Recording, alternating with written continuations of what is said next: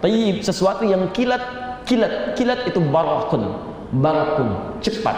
Nah, kalau itu kemudian menjadi tunggangan yang dipraktekkan untuk mencapai satu tujuan tertentu dengan kilat cepat, maka berubah kalimatnya dari barakun menjadi borakun. La yasqa qaumin qaum, jangan saling cela. La yagtab ba'dukum ba'dha, jangan bergosip. Apa itu borak? Halo, apa itu borak? Enggak usah ngarang. Enggak usah ngarang, kalau tidak tahu cukup katakan wallahu alam, gitu aja selesai, gampang. Ya. Apa itu borak? Oh, Masya Allah, kok beda dengan yang tadi? Baik, karena minta dalil kita pakai dalil dulu ya, pakai dalil. 1 Quran surah 17 ayat pertama. Posisi paling kiri sebelah atas. Quran surah Al-Isra ayat pertama, 1. Di sini belum ketemu kata boraknya. Akar katanya di Quran surah kedua Al-Baqarah ayat 20. Posisi paling kiri juga sebelah atas, agak sedikit ke tengah. Ya kanul barqu yakhtafu absar. Sudah? Kemudian hadisnya, penjelasan jenis boraknya di Al-Bukhari nomor hadis 3207, 3207. 3207. Ya. Berdoa dulu sama Allah ya, kalau mau nulis sesuatu, belajar sesuatu, minta supaya Anda diberikan ingatan yang kuat, bisa paham, bisa menyerap dengan baik, sehingga mudah untuk diamalkan. Ya. Jangan cuma asal tulis, supaya nanti Allah bimbing saat dibutuhkan bisa muncul. Ya, tadi masih ingat nggak hadis tentang sholat hajat, berapa nomor hadisnya? 1384, ya kan? Yang benarnya, yang sahihnya 1385. Beda 2 nomor sama plat mobil di depan tuh sebelah kiri, 1387 FB sebelah situ tuh. Baik. Muslim, hadis Muslim nomor hadis 164.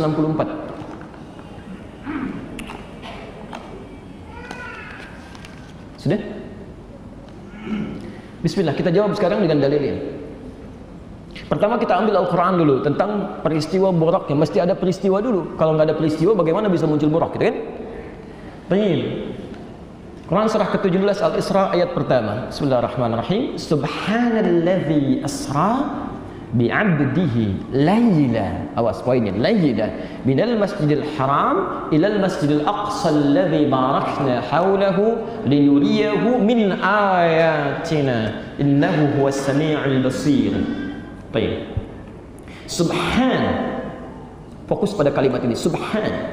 Jika Anda temukan kalimat subhan dalam bahasa Arab, terkhusus dalam Al-Quran apalagi hadis, ini artinya kalimat yang dimunculkan, dihadirkan untuk menolak anggapan yang bertentangan dengan keagungan dan sifat Allah Subhanahu wa Ta'ala.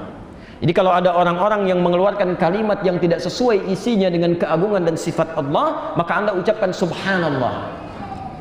Sebaliknya, jika ada kalimat-kalimat yang keluar karena ada sesuatu yang menghadirkan keindahan, takjub, ya, luar biasa, itu ucapkan Masya Allah. Jangan ditukar. Masya Allah. Ya. Quran surah ke-18, ya, dari ayat 33 sampai 35 itu posisi paling kiri di pertengahan. Ya.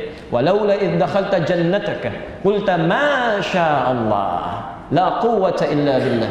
Ya. Kalaulah Anda masuk ke kebun Anda yang rindang, yang tumbuhannya bagus-bagus, itu ucapkan Masya Allah, jangan sombong. Itu dialog antara seorang teman yang rendah hati dengan kawannya yang kaya tapi sombong. Ya, dia masuk ke kebunnya, dia katakan, nih punya saya nih kebun, kan? Dan hebat daripada kamu belum punya apa-apa, ayo usaha dan seperti saya. Maka temannya meluruskan, yang terbaik ketika kamu masuk, syukuri, ucapkan Masya Allah la quwwata illa billah. Kamu nggak bisa begitu karena Allah tidak menetapkan itu terjadi. Itu yang tepat, ya. Jadi kalau ada sesuatu yang bagus-bagus, yang indah, ucapan apa? Masya Allah. Ma di situ itu berarti takjub, ma takjub, dan berarti kalimat doa. Jadi kalau Anda datang ke puncak misal, melihat indah terbentang, Anda ucapkan Masya Allah, itu artinya, ya Allah, saya kagum dengan keindahan yang telah Engkau tetapkan ini, dan mohon jadikan setiap saya kesini selalu indah seperti ini. Awas jangan salah tempat, ya. Bapak ibu punya anak, sulit diatur, wah membantah terus-terusan, anaknya masih kecil kan, apa yang diucapkan? Masya Allah. ya. Sungguh indah kenakalan ini. Kalau bisa teruskan ya Allah. Ada sesuatu kadang tidak menempat di sini. Baik ya. Sebaliknya kalau subhanallah itu lain. Ada orang berkata, maaf, ada orang berkata Allah punya anak ya. Ya, turun jawaban subhana. Quran surah kedua ayat 116, posisi paling kiri di pertengahan. Wa qalu ittakhadallahu walada. Mereka berkata Allah punya anak. Subhanah, itu tidak benar. Tidak benar. Nah, dalam peristiwa Isra ini, kenapa dimulai dengan kalimat subhana? Karena ini peristiwa iman yang hanya bisa diyakini dengan iman kita, yang belum bisa ditangkap oleh akal. Sehingga ketika disampaikan oleh Rasulullah SAW, terjadi peristiwa itu cuma semalam. Perjalanan dari Masjidil Haram ke Masjidil Aqsa di Palestina. Ya, sekarang saja menggunakan pesawat itu kan, bisa dalam beberapa jam. Kalau menggunakan bis, ya 1 malam 2 hari kan. Pada saat itu nggak ada pesawat, nggak ada bis, yang memungkinkan pakai unta. Orang pahamnya beberapa bulan sampai jalan. Begitu disampaikan, saya di atas Jabal Qubais. Jabal Qubais itu sekarang yang ada istana raja di atasnya. Jadi dari Zamzam itu kalau Anda ke depan masuk, sebelah kanannya langsung ada bukit, di atasnya ada istana raja, itu Jabal Qubais. Rasulullah SAW naik ke atas Jabal Qubais menyampaikan, saya tadi malam diisrakan oleh Allah. Isra itu diperjalankan pada malam hari dari Masjidil Haram di sini ke Masjidil Aqsa di Palestina, cuman semalam. Maka orang mulai meragukan di situ. Yang paling senang Abu Jahal. Yang paling senang Abu Jahal. Ini kesempatan untuk menusuk Muhammad SAW. Maka disampaikan, nah terbuktikan sekarang Muhammad itu bagaimana selama ini, maaf, mengibuli kita semua. Gak mungkin itu bisa terjadi ya, saudara-saudara, macam-macam. Akhirnya yang tadinya ragu-ragu menjadi semakin ingkar pada Nabi, yang ingkar menjadi semakin marah pada Nabi, yang yakin pun menjadi ragu kepada Nabi SAW. Kata Abu Jahal, tinggal 1 orang lagi. Kalau 1 orang ini bisa sama menolak klaimnya Muhammad SAW, maka selesai dakwah Islam di kota Makkah ini. 1 orang itu bernama Abu Quhafah, dikenal dengan Abu Bakar. Maka disusullah kemudian ke ladangnya, ke pusat pertaniannya, dikejar kemudian oleh Abu Jahal, dibawa oleh orang ini. Ada apa? Ayo kamu pokoknya dengar aja. Begitu sampai ke tempatnya, kemudian dia katakan, Muhammad sampaikan lagi, ini Abu Bakar mau dengar. Begitu disampaikan oleh Rasulullah SAW, aku diisrakan tadi malam dari Masjidil Haram ke Masjidil Aqsa, cuma semalam tadi. Abu Jahal ketawa. Dengar kau Abu Bakar, bagaimana pendapatmu? Lihat kalimatnya. Sekalipun Muhammad SAW mengatakan bahwa di belakang bukit ini sekarang ada musuh dan itu tidak terjadi, tetap saya akan percaya pada perkataan Muhammad SAW. Orang yang yakin pada sesuatu yang kebanyakan orang mengingkarinya, itu disebut dengan Siddiq. Maka sejak itulah digelari dengan Abu Bakar As-Siddiq. Abu Bakar As-Siddiq. Saat orang mulai ragu, saat orang mulai ingkar, manusia inilah sahabat Nabi SAW yang membela Nabi di hadapan orang-orang yang telah melecehkan beliau. Kalaupun ada musuh di belakang saat ini dikatakan oleh Muhammad SAW akan menyerang dan tidak terbukti, saya tetap akan percaya pada Muhammad SAW. Bagaimana suasana iman dalam jiwanya? Karena itu kalau ada sesuatu yang belum paham tentang agama, jangan komentar dulu, yakini dulu, baru hikmah datang. Itu poinnya. Ya, yakini dulu, yakin baru hikmah datang. Apalagi nggak ada ilmu kemudian ikut berkomentar, bisa salah fatal nantinya. Bisa salah fatal. Ya. Dari sini teman-teman sekalian, maka turunlah ayat untuk menolak klaim orang-orang yang kemudian melecehkan Nabi, bahkan melecehkan Allah, bahkan menghina Allah. Maka turunlah surah Subhan. Itu tidak benar. Itu tidak tepat. Nah, jadi mohon maaf ya, mohon maaf. Pelecehan, penghinaan itu bagian yang dialami dalam ujian. Allah dicela, Nabi dicela, malaikat dicela, sahabat dicela. Dan dengan itu semua mereka bersabar dalam kebaikan. Dan Allah punya sifat yang luar biasa. Allah itu Tuhan, beda dengan makhluk. Ya. Nah, Anda bukan Allah, bukan Rasul, bukan sahabat, bukan Nabi, gak mau dicela, mustahil. Kalau Anda orang baik, Anda akan dicela oleh orang jelek. Kalau Anda orang jelek, buruk perilakunya, Anda akan dicela oleh orang baik. Sama aja. Anda lewat mau ke sini, ya, Masya Allah, ada orang mabuk, Anda persoalkan. Allahu Akbar. Masih mabuk juga, mudah-mudahan dapat hidayah. Dia juga sama. Soleh amat, si amat aja nggak soleh. Lewat, padahal nama Anda doni misalnya, bisa terjadi. Itu sama aja. Jadi biasa aja kalau ada orang cela, doakan dia, sudah nggak usah balas dicela. Kecuali kalau cela aja terkait dengan Allah, dengan kitabnya, dengan hukumnya dan sebagainya, baru dikeluarkan tindakan-tindakan yang sesuai dengan konteks hukum yang berlaku. Nah, teman-teman sekalian, apa kaitan dengan borok di sini? Bagaimana bisa ke Masjidil Aqsa dalam semalam? Dengan suasana yang tidak ada kendaraan, yang dalam pandangan manusia bisa mencapai itu semalam. Baik, maka yang seperti ini bisa diartikan bahwa perjalanannya sangat kilat. Dalam bahasa Arab sesuatu yang berlangsung kilat, itu ada kilat, kilat, kilat, kan cepat. Satu kilatan, satu kibatan, itu disebut dengan barqun namanya, kilatan. Nah, itu dalam bahasa Quran, kilat yang sekelebat itu, ya, ada cahaya sedikit itu disebut dengan barqun. Quran surah kedua Al-Baqarah ayat 20, posisi paling kiri di pertengahan, agak ke atas sedikit. Yakadul barqu yakhtafu absarahum. Hampir-hampir kilat itu menyambar penglihatan mereka. Saking perangnya cepat. Ya. Kalau kilat itu lambat atau cepat?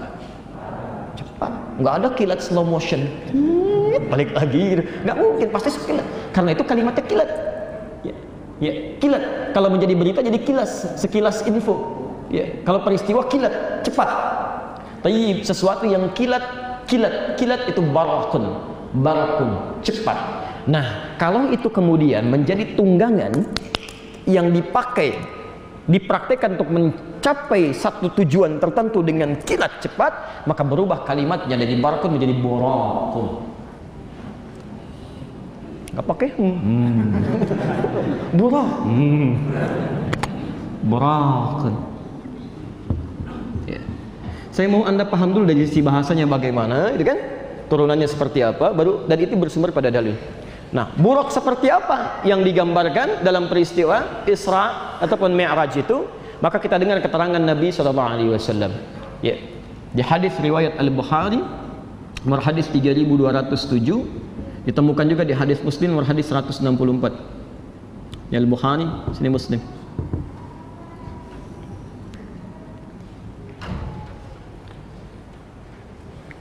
Nabi SAW menyampaikan, uritu bidabbatin, saya diperlihatkan dan dipersiapkan satu hewan tunggangan, madunal bighal, yang bukan bighal itu campuran antara kuda dengan keledai, ya, peranakan kuda dengan keledai, jadi menghasilkan satu hewan yang cukup tangguh tapi tidak terlalu perawakannya seperti kuda, tidak juga rendah seperti keledai. Madunal bighal, ya, bukan bighal, kuda paling hebat ya pada masanya. Wa fauqal himar, ya, dan yang lebih besar dibandingkan dengan keledai. Jadi tidak setinggi bighal, tidak juga serendah keledai. Disebut oleh Nabi SAW al-buraq, disebut dengan buraq. Bagaimana taunya buraq ini kalau beraktivitas? Dijelaskan di hadis Muslim nomor hadis 164. Maka dia bergerak sekelebat pandangannya. Jadi begitu melihat sampai situ. Ya, misal dari sini melihat pintu gerbang, ya begitu melihat sampai di pintu gerbang. Melihat lagi sampai ke galaksi misalnya kan, sampai ke gapura galaksi, sampai sana. Jadi disebut borak karena kilatannya akan sampai pada tujuan hanya sebatas penglihatan saja. Jadi begitu sampai, begitu lihat, sampai. Ya, itu yang disebut kan borak. Dan itu perkara keimanan. Ya, oh masa sih? Nggak usah pakai masa. Kalau iman itu yakin dulu, baru hikmah datang. Ya, nanti melihatnya di akhirat akan ditampakkan pada kita insya Allah. Ya, silakan mau naik buruk, mau naik macam-macam, yang penting masuk surga dulu dah. Itu dulu ya. Itu dulu.